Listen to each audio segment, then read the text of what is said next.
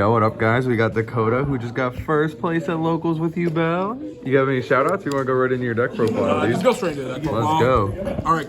First, 3 Lotus.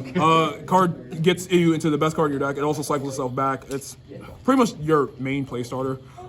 We also have 3 Spirit. Spirit's the best card, absolute best card in his deck. It grabs you your spell traps. It floats like basically infinitely, and on top of that, it just does the same Yubel thing of just reflecting battle damage. But you know, cool card, you know. We played 2 Yubel. The reason we're playing 2 is because you do end up cycling. Originally, like when the deck first came out, you were only playing 1, but because of the fact that this card is not once per turn to float, you just play more than 1 copy. We're playing 1 Terror Incarnate. I was playing the Ultimate Nightmare with it, but I don't know where my Ultimate Nightmare was. Oh, geez. So, you know, also it's not really needed. You kind of just get up into this guy and then you just float back down with the field spell. Last Yubel card would be 2 Grave Squirmer. This card just cycles into another guy and also on summon pops a card. It can pop any card that's Yubel or a card that mentions it, including itself. There was actually a time earlier today where I summoned it just to destroy it for a second effect, where you can banish it to summon a fiend from hand or grave with 0 attack and defense, except for itself. So you can get back into Lotus. All of your Yubels have 0 attack and defense, so that's usually what you're going to be reviving back, either Spirit or Lotus to get into Spirit. If not, you're just using it as link material. 3 copies of Beckoning Beast. I'm not playing the Chaos Beast, but that's because of the fact that opening went to 1. If opening didn't go to 1, you probably would be playing the other Beckoning Beast or the other Chaos Beast, because it's a search target off of this card. But it also just gives you an extra normal summon, but that's probably the only thing that matters. Usually if you start with this and it gets Veilered, you like cry, but it's Oh, God. 1 Sharvara because you're playing Unchained, and this card is the greatest card known to man. It helped me beat a Kawaki Miru Drago, and that was literally like the only other thing it did, because every other time I've had this card, I've opened a trap card with it. Hand traps, 3 Ash, 3 Veiler. We are also playing 3 Imperm. I was not playing the Molcharmies because I just did not want to play them. In my Dragon Link deck, I said I didn't want to play them, so I'm just choosing not to play them because I don't want to play them. I could have sided them, but there wasn't an exact matchup where I could have sided them and they would have been all right.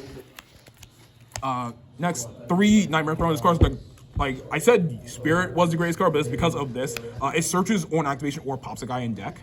So you can pop the Spirit from deck to then float into Yubel. Oh, geez. And on top of that, if your Yubel leaves the field by card effect at all, including yours, usually it's going to be yours, but if your opponent does as well, you can just float into a Yubel that's a level higher or lower than it by putting it into your hand and summoning it, ignoring summon conditions. There are times where you can cycle the guys from extra deck back, and sometimes you do end up doing that, but it doesn't summon them because they have to reach your hand first. But you're still playing this card because this card's crazy. 3 copies of Nightmare Pain. This card is just as good as Throne. It just pops a dark to search any guy, and it also makes all your opponent's guys, have to swing into your Yubels, which also reflects damage. Something that the Yubels do is that these, the smaller ones, have the ability to reflect effect damage whenever a guy swings into it. So whenever they swing while Nightmare Pain's up into any of these, it's just double damage, because you take the effect damage off of this and then the actual battle damage off of this. But usually this is just a way of redirecting attacks. It's a thing that your opponent has to answer immediately. Next, we're maining 3 Super Poly because I'm a menace to society, and that fusion for Yubel requires 1+ effect monsters. So if you ever get a Yubel on field, this can just take away their entire field. It also, you know, it's Super Poly. It's unrespondable, so your opponent kind of just sucks. 1 of spell cards. Call by is good. Opening and search off your Beckoning Beast. Pross because we're playing Pross. 1 for 1 because you can summon Lotus off it. Terraforming to search the Throne, which then searches into your Lotus. All these are kind of self-explanatory, just staples, and this is the card you search off of the Beast. This card also can revive any Fiend with 0 attack and defense from your grave. You can do this without targeting the Fiend, so your opponent doesn't just steal you when you just die, or DD Crow you when you just die. You can bring back a card you discard, but also it has a mystery third effect, where if you control a 10, you can bring back any continuous spell. So if your opponent tries to out the Nightmare Pain, you can just cycle it back for either the following turn or just to make sure you have something to play through with. Traps, 1 Eternal Favorite and 1 Abominable Chamber. This can be Escape. However, This card gives you a lot more follow-up in case your opponent does just clear your board.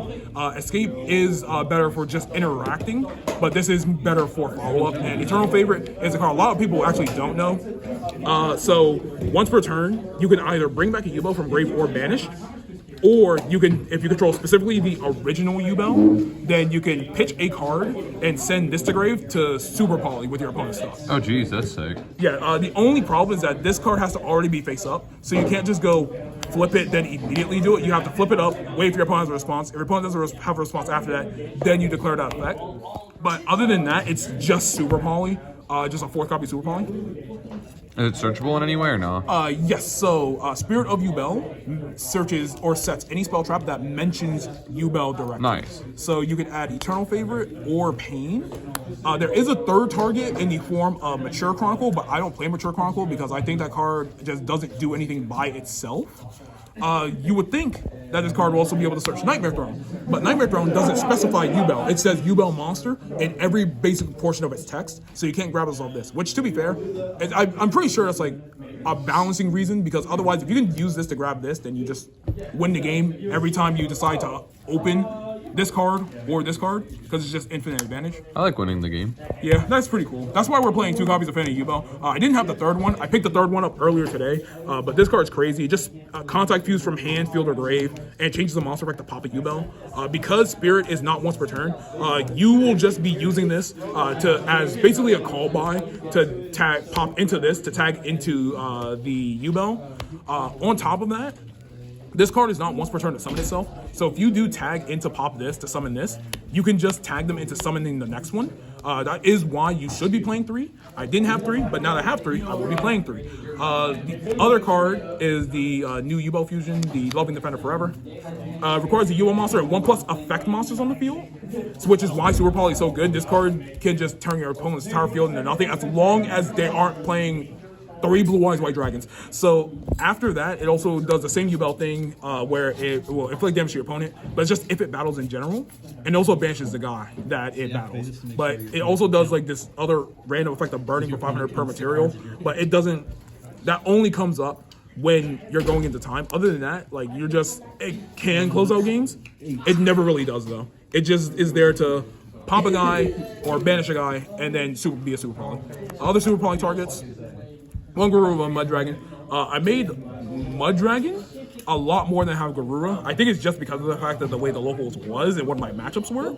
But both of these are just Super Poly targets. That's why we're maining 3 Super Poly. XCs, we're playing 1 Djinn Buster, 1 Varudras, and 1 Typhon. Lists have been cutting the Djinn Buster, but I think the card's still good. It just is a monster negate that burns your opponent for 5.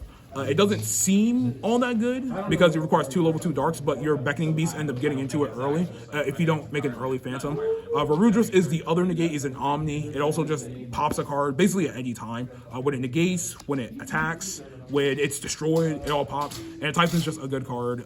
Everyone knows what Typhon does. Links, 1 Anima because you're playing level 1s. 1 Yama and 1 Rage. These are the Unchained line that you'll be playing. Muckraker. I don't think I've ever made this card once. I think it's banished card off Frost every time.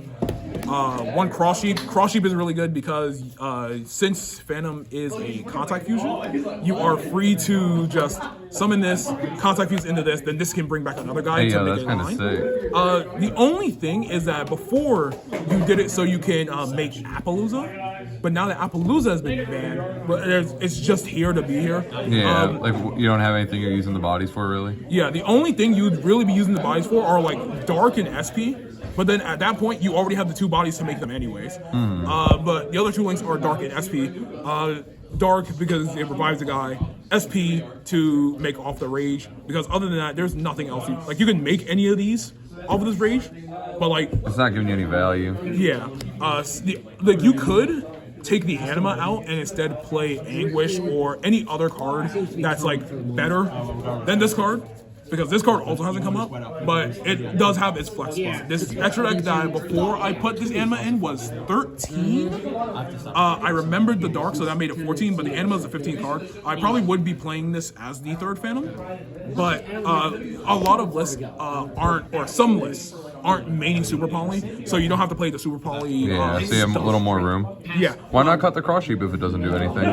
Because that's another card that you can just cut. Like this and these would be the two cards, but Cross Sheep is still a card that just gets you a body in case you ever do need it. It doesn't negate the effects of the body, so if you do tag into Phantom, you can bring back Lotus, and then Lotus can then trigger to summon the spirit. Oh, that's true. But you don't have to play either of these. It's still good to play this, it's just that the application has changed. But you do not need to play Anima. I'd probably just be playing Anima as the third Phantom. Side deck. My side deck has not changed. These cards because they're good. These cards because they're good. These cards because they're good. These are funny. I don't think I've had to side anything except for these because I had to play against Centurion, and even then I still didn't even draw. But this deck kind of has answers for most stuff. The only thing it really doesn't have an answer for is like going second board breakers like Dark Ruler and Evenly. Like you can play in a way where you don't have to lose to them as bad. Like there are lines where if you have Yubel, Phantom, and Rage on field, Yubel does have a maintenance cost to tribute a monster to pop it. You can sack the Rage so that the Chamber can bring it back so you don't just auto lose to Imperm. But it kind of just does everything on its own. The only thing it's really weak to is back row. But even in the back row isn't that bad to deal with. That's why you would have this and this. But aside from that, nothing much has changed with the side deck. It's kind of just an all-purpose side deck. But it is what it is. Standard Yubel deck, except for without Fiendsmith stuff. Sick. Any closing thoughts? This deck good. Please play it. Please spend your money. Thank you for the profile. No